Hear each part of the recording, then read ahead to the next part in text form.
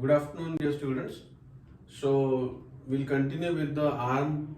Yesterday we have talked of the muscles of the anterior compartment of the arm, biceps brachialis and coracobrachialis. Now today we'll talk about a very short topic but a very important topic, a very important short note that is asked always in the exam. That is the musculocutaneous nerve. Now all of us have seen yesterday that the musculocutaneous nerve is the nerve that is going to supply the muscles of the anterior compartment of the arm, that is biceps brachialis and coracobrachialis. Okay.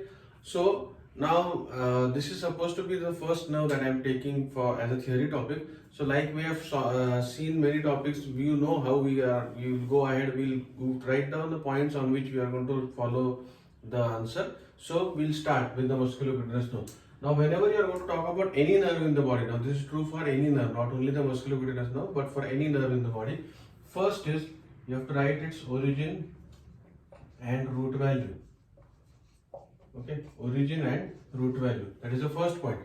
Now, origin meaning from where does the nerve come and which roots of the spinal nerve are going to be involved in the formation of the nerve. Okay, for the nerves of the upper limb, you have to write the second point as which cord of brachial plexus it comes from. Which cord of brachial plexus does it arise? Okay, which cord of brachial plexus does it arise? The third point is you have to write its course and relations.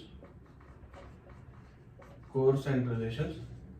Then the fourth point will be the branches. And lastly, the last point will be applied anatomy. So these 5 points will give you a proper methodical analysis of any nerve in the body, be it a short note nerve which is very short, which is asked as a short note, or a nerve which is very long like the median nerve, radial nerve, which can be asked as a full question. So these are the points. So you will have origin and root value. For upper limb nerves, you have to write at which cord of brachial plexus does it arise. Then you will write the course and the relations, and you will write the branches, and lastly the applied anatomy. Okay. So these are the points on which you have to write the nerve. So the first point that you have to understand is the musculocutaneous nerve, origin and root value.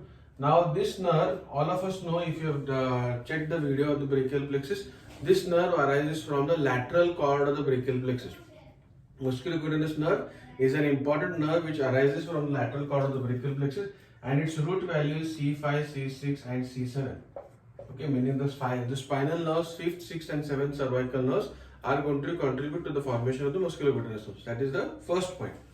So which cord of brachial plexus? The second point is it arises from the lateral cord of the brachial plexus. Now the third important point is the course and relations. Now if you have seen or watched the video of the axillary artery, I had told you some important points in relation to the axillary artery, its relations especially. So when you are going to understand the musculocutaneous nerve, now there are some simple formulas which I will tell you to how to remember the relations of this nerve.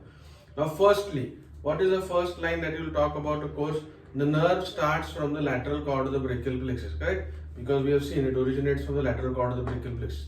The nerve then enters the axilla, meaning the nerve has to come from the axilla, then it is going to go into the arm, and because this is the short nerve, this is not going to enter the forearm, so it is going to end here. Okay. So what does this nerve do? It arises from the lateral cord of the brachial plexus. It will enter the axilla. If you remember the relations of the third part of the axillary artery, the relations of the third part of the axillary artery, we had seen that the major branches of the cords will maintain their relation from which cord they are going to come. So this arises from the lateral cord of the brachial plexus. It will come into the axilla. It will lie lateral to the third part of axillary artery. Then this enters the arm. The nerve enters the arm and it lies lateral to the brachial artery. Okay, the nerve.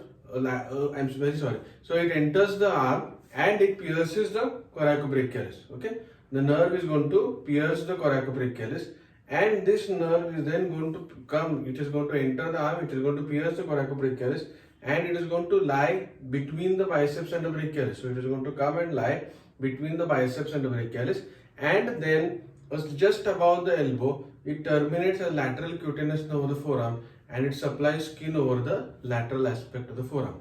So I'll repeat. So if we can draw this a very diagrammatic representation of how the nerve is going to be.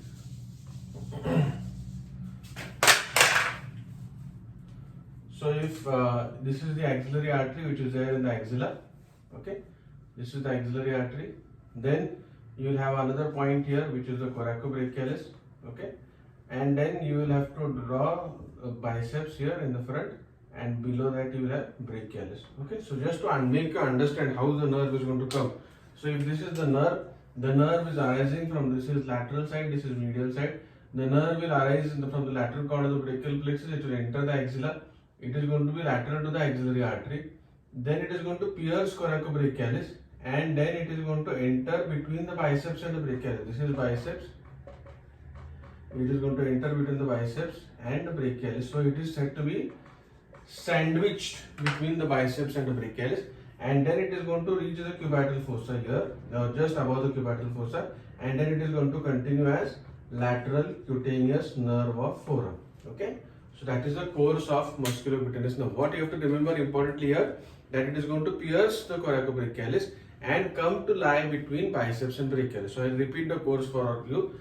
There was some misunderstanding in between. So first point is that it is coming from the lateral cord of the brachial plexus. It enters the axilla. It lies lateral to the third part of the axillary artery.